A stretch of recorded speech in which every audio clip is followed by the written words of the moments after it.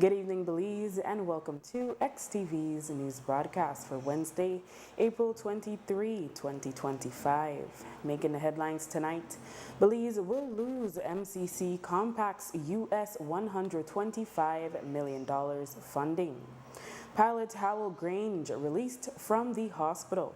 Maya Island Air pilot also assaulted on Holy Thursday, and Belize's screwworm cases up to 50, Mexico's at over 600.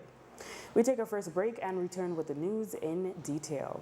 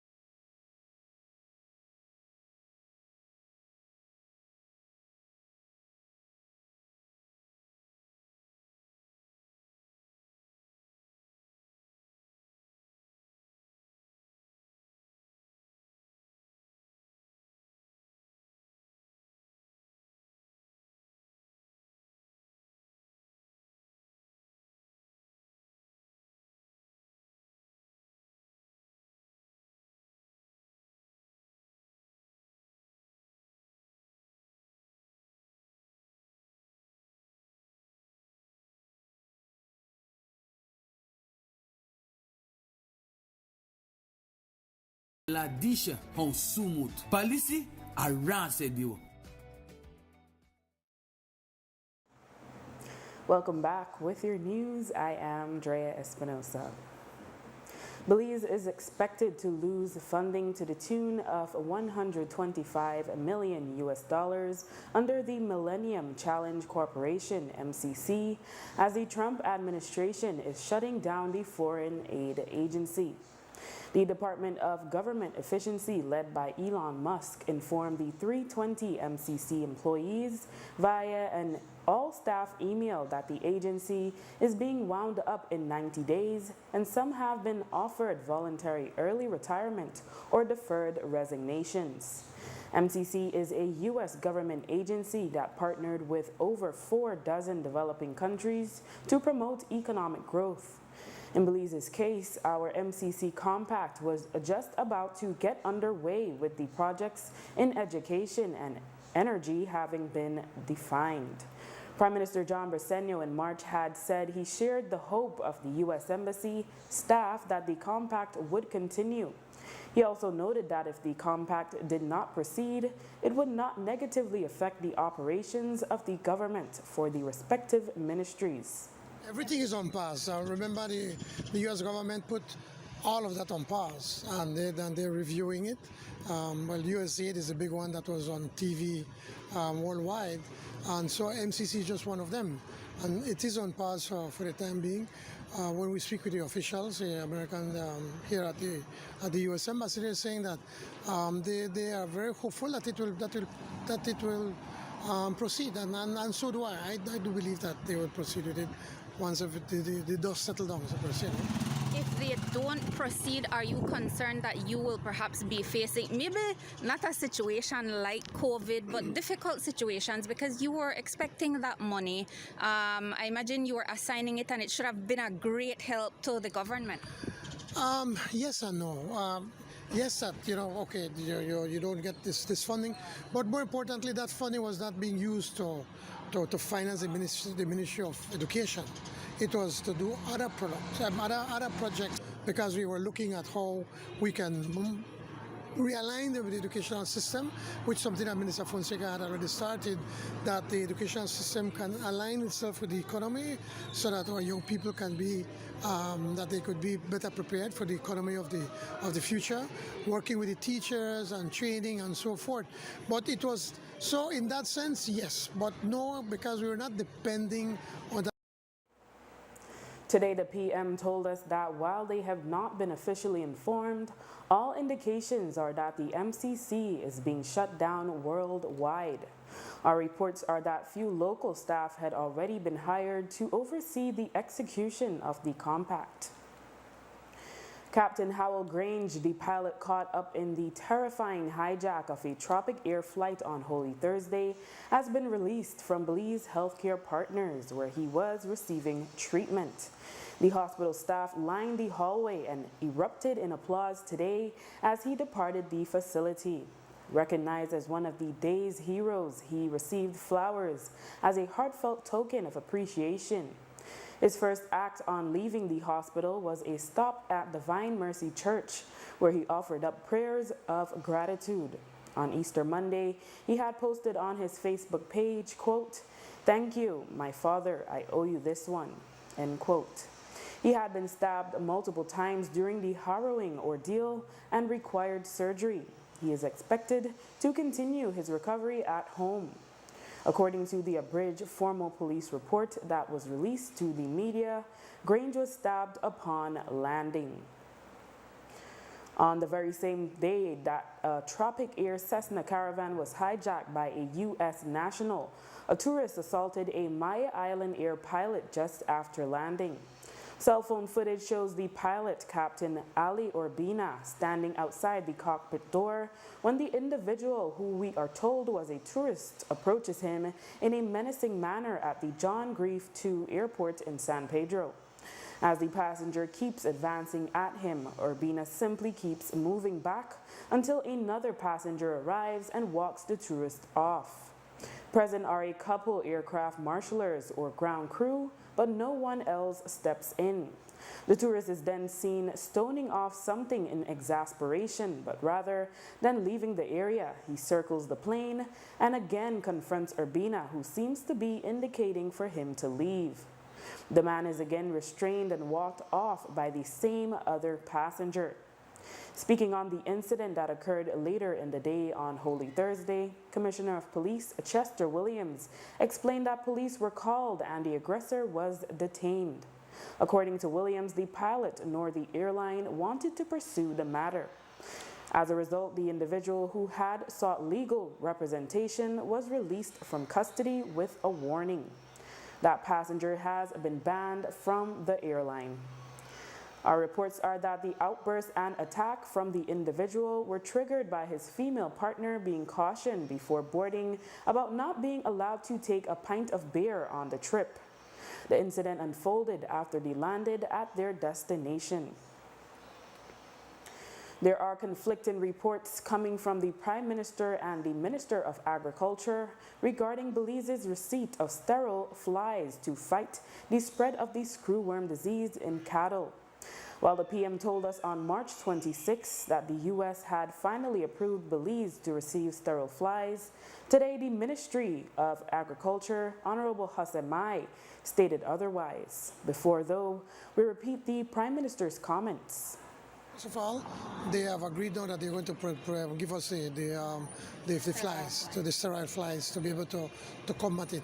But what has happened is that why they were not giving us the flies immediately, simply because there's a bigger crisis in other parts of Central America. And I imagine that they felt that if they bring the flies here to stop it here, and you don't stop it over there, it'll still come to Belize. So they're trying to contain it over there.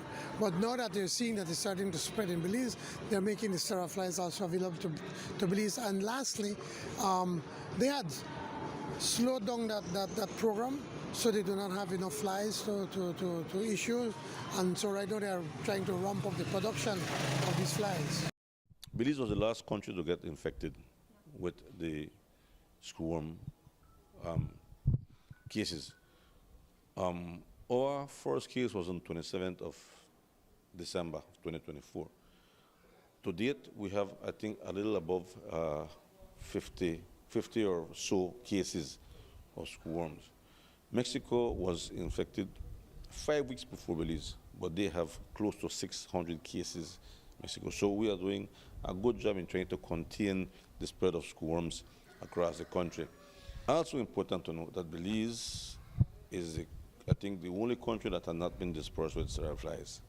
The sterile flies belong to the U.S. government. For some reason or other, they refuse to disperse sterile flies over Belize. So while we have no sterile flies, we have all manpower on the ground. We have done a wonderful job in trying to contain the spread of the screwworms. We meet in El Salvador on Saturday to discuss the plan, regional plan for screwworms. We have a huge budget for the region, which will include all Central American countries to try to eradicate screwworm once again from Mexico all the way up to, I think, Panama again. This is the second time in 30 years that we're doing this eradication program. Everybody's on the ground trying to contain screwworms. We have strict protocols that we're following when we find a case, and we are adhering to that. However, I will say to you that reaching a point where resources are getting scarce, one, the human factor, people are getting tired, and so we can't do it alone. The element which is missing is the sterile flies, and so far we do not have sterile flies yet dispersed in Belize. We are putting a plan in place which Mexico and Belize will be participating together to get sterile flies, but up to now, no sterile flies have been approved for Belize itself.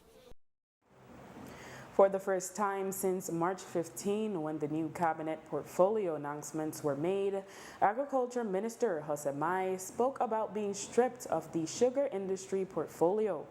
As you may recall, the Prime Minister on a morning show stated that there was an emergency meeting with the principals of ASR who had expressed concerns about the handling of issues within the sector. Well, I don't know what the concerns are.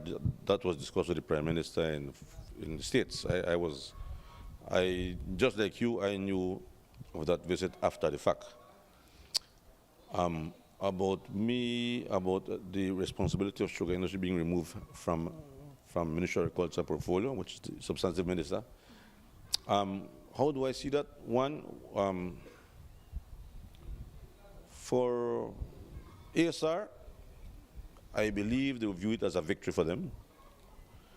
For the farmer, they view it as treason, probably. Jules calls it a humiliation and demotion.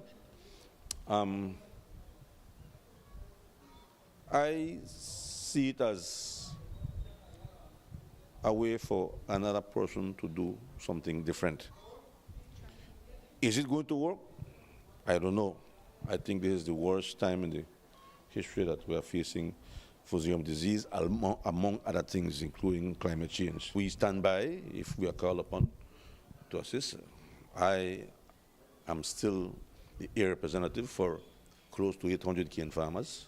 As a matter of fact, Orange Rock South is the biggest sugarcane farm producing constituency in Orange Walk. Only San Lazaro, York Creek, and Guinea Grass, with those three, we have the biggest area under production of sugarcane. And so the fact that I'm not the minister responsible for sugarcane does not keep me silent, none at all, on sugarcane matters. Absolutely not. That will not happen. Right? I will still be a voice for the cane farmers. I will be a voice for the for the corn grain growers. I'll be a voice for the livestock producers, and I'll be a voice for all other farmers in this country. That is what I was elected, that's what I was appointed to do, to look after the interests of all the farmers, including new products that come online.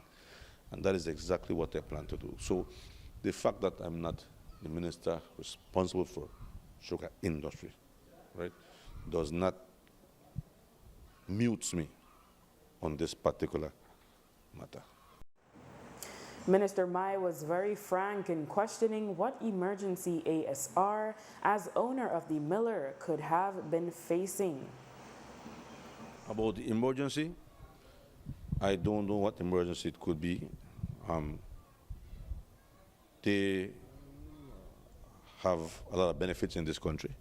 ASR has a lot of benefits, and I can list them one by one. First, they have benefited tremendously from concessions in this country.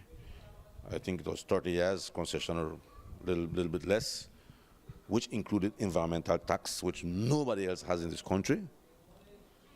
They have benefited for many years from the fuel subsidy, which in my view I consider double dipping, because you get a concession, then you get fuel subsidy. In my view, fuel subsidy is for the small farmers who do not benefit from all the duty exemptions, and for them to try to get the cost low and maximize on the little that's left. They have benefited from, I would say, a monopoly on the U.S. sugar market, because only them in Belize can sell on that market. Santander has tried tapping into that market and they have not successful. They have benefited also from the monopoly on the local market, which is the second best paying market. They have not, again, Santander has tried getting to the market unsuccessfully. They have benefited from the farmers paying 65% of some of their cost. We all know that's a big problem. And so what emergency could it be? If you are unable to survive economically with all those benefits as a multinational company, I don't know how you could survive, especially in a time when, if you look on the market trend, and you can Google it, and I think I've heard other stakeholders say that this is one of the highest prices sugar has been paid in many years. So if you have an emergency when the price of this commodity is at the highest, and you have so many benefits in the last 30 years, then something is terribly wrong with the way you manage. Maybe what should be the option? If you can't survive with that, maybe then do something else. But I don't see what else could be the emergency. Nothing that we have done in the Ministry of Agriculture have caused them to have an emergency. Nothing that the government has done has caused them an emergency. A standoff for 3 days with the cane farmers won't. Mai reiterated that it is a very difficult time for cane farmers and expressed the hope that they can resolve their issues. After the break, attorney's house burglarized. Stay with us. Hi there. Are you on your phone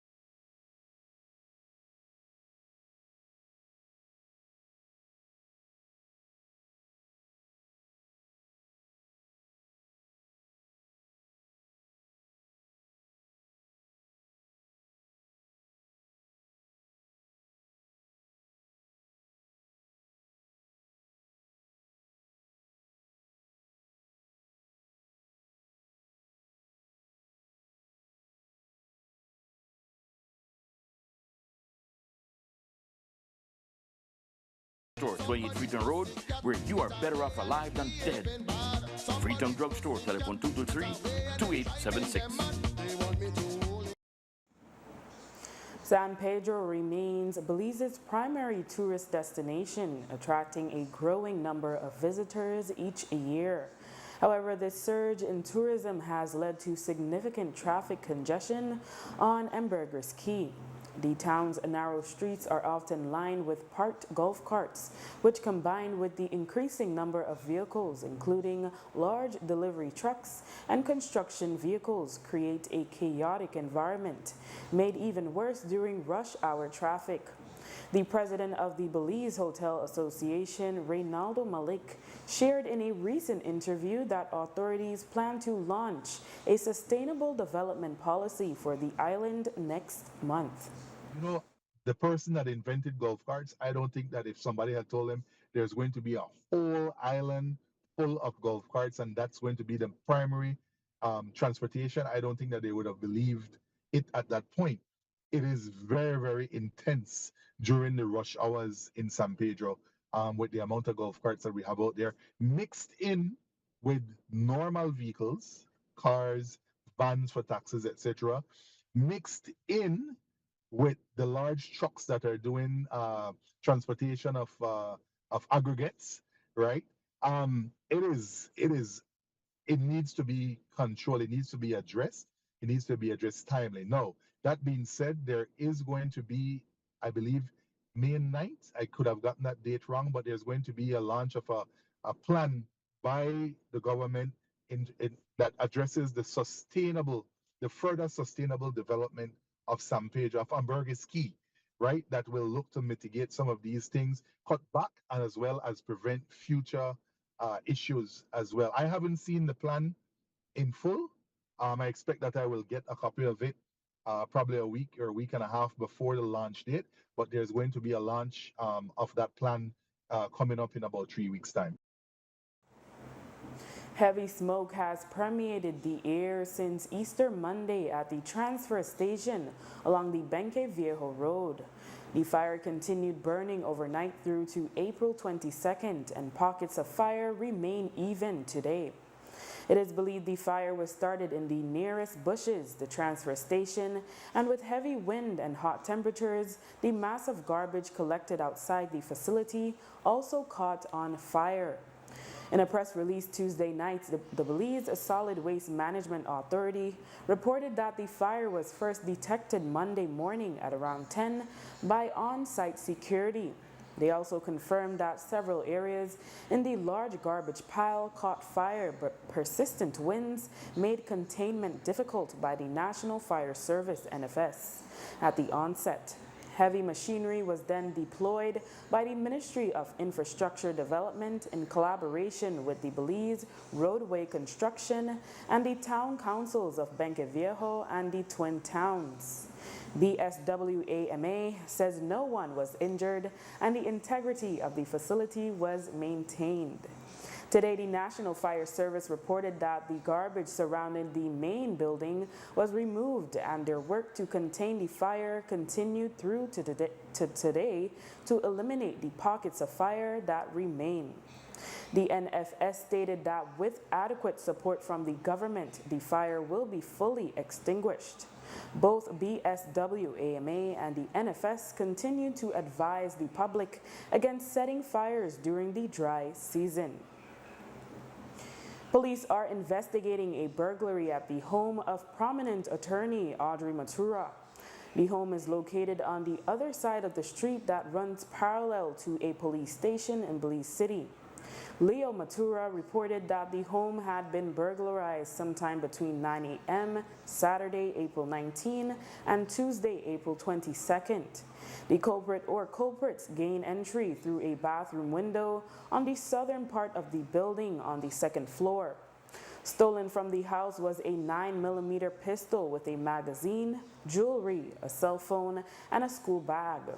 The total value of the items is estimated at $2,375. We're told that police secured surveillance footage. Police are also investigating another burglary in Belize City. The thief or thieves made off with a 9mm Glock pistol, along with 2 magazines and 40 live rounds. The total value of the items is estimated at $5,000. 42-year-old Denver Lee reported that the upper flat of his 2-story house was broken into. They gained entry by prying open a burglar bar on a window on the south end of the building. The theft was only just discovered but occurred sometime between July last year and the Easter weekend, as the upper flat is not occupied. In other news, reports first surfaced at the beginning of the month that there would be a new chairperson at the helm of the Social Security Board in the person of Chandra Nisbet Cancino, CEO of the Carl Huchner Memorial Hospital. Last Wednesday, via press release, the SSB formally announced her appointment, which is effective April 1st. Before taking on the post at the National Referral Hospital, Nisbet Cancino had worked at the SSB for 2 decades. The release states, quote, Nisbet Cancino brings a wealth of experience to the SSB that will be instrumental in delivering on our organization's mission and vision.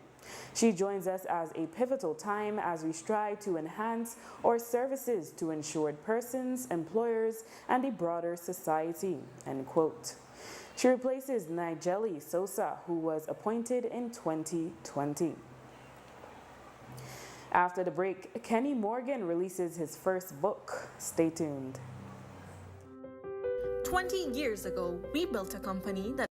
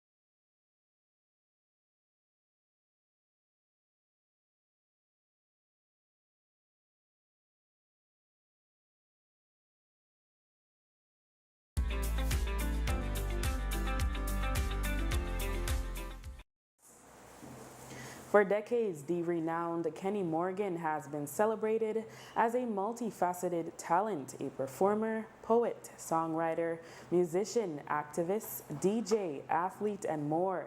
Today, he added another title to his repertoire, author. Morgan officially released his first book, If Una Think Da Lie, which is a collection of his poems. Morgan spoke of his works, inspiration, and the appreciation he has been shown since the launch of his book.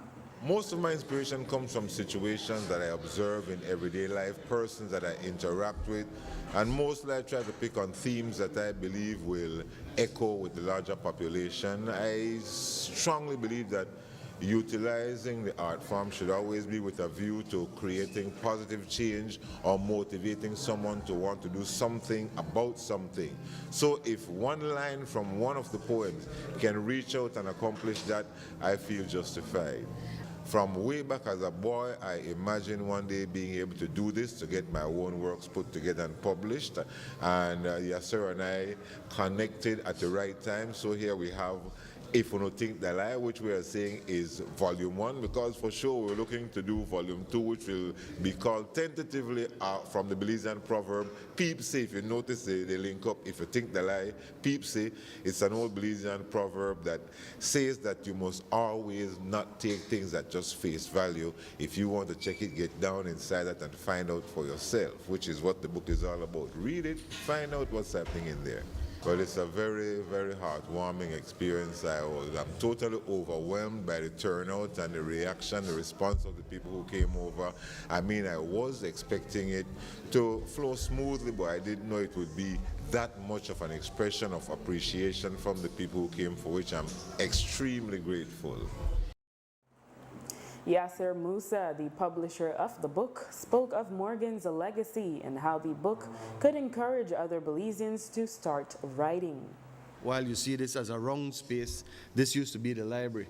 And listening to Kenny Morgan earlier talk about how his mother raised him with a strict diet of reading, I think that says a lot about how parenting can infuse in a person, in a human being, that love and that imaginary power that you can use throughout your life. Kenny Morgan is, in my mind, an enigmatic artist. He's an artist that has a spectrum. One of the presenters, Gina Scott, called him a multi-man. And I think that that is a very powerful phrased term for him, because not only is he an incredible poet, but he's also an amazing lyricist, a musician, a person who speaks not just for his generation, but for the current generation. If they would pay attention, they would recognize the universality of his messages. And I think that his book is going to transcend, because from an imagination factory standpoint, it will be great that more original works of Belizean literature be published and refill this space right that we're in. This space where he probably came to borrow books was also a space that had one kind of language, English, but he grew up with two languages, Creole and English. And in this book, he navigates those languages with seamless effort, seamless effectiveness. Kenny Morgan today reflected on his upbringing and specifically how he was raised by strong women, including his mother and mother figures in his grandmother and aunts. Morgan believes that it is time women in Belize get an opportunity to shine and to take on leadership roles. He says that Belizean society has not encouraged women to flourish and that it needs to change. I was raised by some very strong women, my mother, my grandmother, a number of aunts and family members, and then my wife, who, as nice and sweet as she was very strong, and those are the kinds of women that I believe we need. Women have not been given a fair shake in Belize. We are a very chauvinistic society, and I think that this has been to our detriment. Look at the situation, let's say in politics.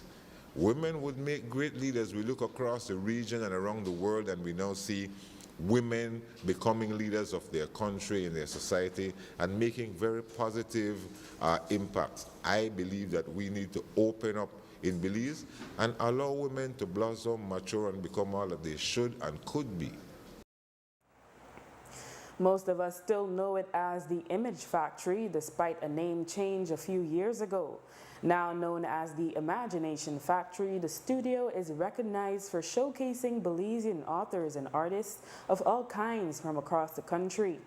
In June, Imagination Factory will be celebrating 30 years. Yasser Musa today said that their latest published work, If Una Think Da Lie by Kenny Morgan, should set the stage for where they hope to expand in terms of featured Belizean works. Musa said they hope to be able to tap the diaspora market and make Belizean content more accessible to them. Well, I think this publication is very fitting for 30 years of the Imagination Factory. It meets every standard I've imagined, and we have published hundreds of books and magazines and all kinds of literature. But I think this is in the pinnacle, the apex. This is apex writing we're dealing with. This is apex performance that we're dealing with. And I think this is just the opening statement for things to come down the road. I know he says he is working on a new project that is connected to Proverbs. That will be a great thing for the Imagination Factory to publish, but we also would like to see something like this reach to the diaspora, because there are many people who are in the diaspora, Belizeans, who know Kenny Morgan because he's not a young man. He might act young, been around for a while, but the point is that his richness it transcends the borders of our nation, right? So we have to find a way to catapult this literature into the imaginations of Los Angeles and the Chicagos and the New Yorks of the world, because when he appears there, it will be like, in my mind, what happened today in Belize City. The crowd was just, he kept asking them if they wanted more. We could have gone on and on and on.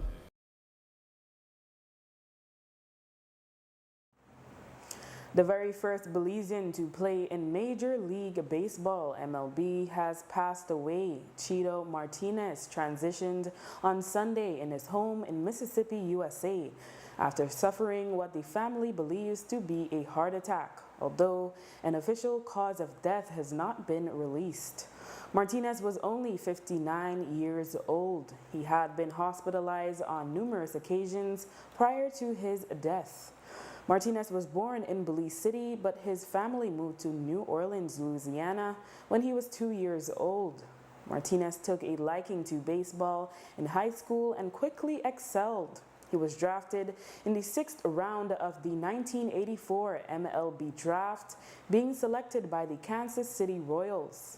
Martinez made his official MLB debut in 1991 with the Baltimore Orioles as an outfielder.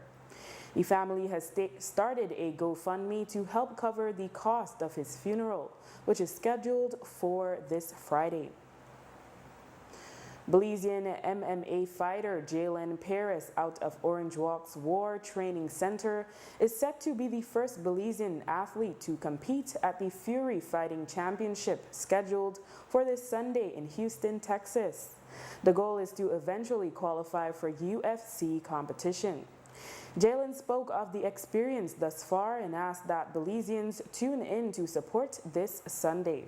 Well, this is, to me, it's like a dream come true, because I've been training back home, been like looking forward to being on like a big platform like out here, and just coming out to get more exposure with better fighters, meet like high level athletes that do the same sport as me. And it's like a dream come true. And it still kind of feels surreal, like it feels like a dream almost. But and the training out here has been like really well. It's been hard mentally and physically, but I like it. It's something that I want to keep on doing. I want all of my Belizean like not supporters and MMA fans to tune in and just come support me, because I've been working hard. It's been a long journey to get here and a lot of sacrifices to get here. So I just want everybody to tune in and help celebrate with me, help, well, just to support. Even if it's online, it's still support. I want to know that like, I'd work hard, but also my country to behind me in a way, like everybody to, be happy for me to see my progress, they open a new path into like all the other Belizean fighters could also follow. Jeremy Mahon is the head coach of the War Training Center in Houston, which is affiliated with the gym in Orange Walk. Mahon explained the significance of Jalen competing at Fury FC and how he will be able to return to Belize and pass on what he has learned to other MMA fighters in the country. This is very significant. Fury Fight Championships is one of the premier MMA organizations, and they're known as a feeder for the UFC. So basically, the champions from this Fury organization, they end up all going and getting UFC contracts. So if you can fight them early, early as an amateur, and then start fighting for them as a pro, and just kind of keep your career going up through them, the winners there end up being very successful in the UFC, which is like the highest for our sport. Since Jalen's been down here in Houston, we've been putting him on the same training regimen that we have our pro fighters on. So he's been on 2 workouts a day. A morning workout every morning, 10 a.m. till 12 is a workout, and then the evenings is workouts too. Again, from around 5:30 to around 7:30 p.m. So he's getting 2 times of training a day. He's getting the meal plans right. He's learning how to do all the strength and conditioning. He's actually learning a lot of things that he's going to be able to take back with him when he goes back home, and to be able to share it to some of the other guys, and to help elevate them too. So he's had access to the very best in all of the training and knowledge that we have for mixed martial arts here. Silvino Riverol Jr. is the CEO of Belize's Pro FC and the head coach at Orange Walk's War Training Center. He spoke of how proud he is of Jalen's hard work and encouraged Belizeans to tune in this Sunday to cheer him on from afar. 100%, yeah, definitely a proud moment and feel some accomplishment, that the first Belizean-born Belizean trained fighter, and with the help from our head gym here in War, Texas, War, Houston, Texas, that it's being fulfilled. Something I manifested many years ago when I decided to start this journey of having students, right, and teaching what I was learning here in the States. And then, no, it's all possible with the help with Jeremy and, and the gyms here, and with Fury allowing us to have him to come compete. So it's all manifesting into the reality of getting him to the UFC, which is our ultimate goal, not to make him a UFC world champion, because at the end of the day, we want him to become a world champion. And it's possible once he keeps being dedicated and working hard. Jalen, from the first time we saw him, him compete, we knew something was special about him, something different. He was actually just completed 15 years old when he took his first fight. It was at the Pro FC 4 or 5, probably, if I remember. But it was the first time he competed, and he outclassed someone that was training 5 years, and he only had like 3 or 4 months training. So when I saw that, I was like, yeah, something special about him, because the other kid that people thought was going to be the prodigy from Belize, he pretty much beat him up easy, right? It was an easy fight for him. Just want to thank the sponsors that help us here. I want to thank, of course, our head gym, Warrior Training Center, especially Jeremy Mahon, our head coach, who went all out for us in this camp. We want to also thank Prime AC Refrigeration. We want to thank Ilshot Records from California for making Jaden's custom walkout song. We want to thank the Belize Airports Authority who helped us to get here. We also want to thank Loyalty Wines Belize and, of course, Pro FC. And I want to thank everyone else that's been supporting us on Instagram. And if you want to see the link to the fights, I'm going to send you the links so you can post it at the bottom of the news so they can purchase the pay-per-view. And anybody else that I forgot, I'm sorry, but I appreciate you from the bottom of my heart. You all know it. Thank you. And this Sunday, Belizean mixed martial arts MMA fighter Jalen Paris will officially begin his journey towards competing at the UFC, the first Belizean to do so. However, Jalen's coach, Silvino Riverol Jr., says that Jalen won't be the last. Riverol explained that he has identified other young and talented MMA athletes in the country. Yes, there are definitely other kids that are going to be also prodigies.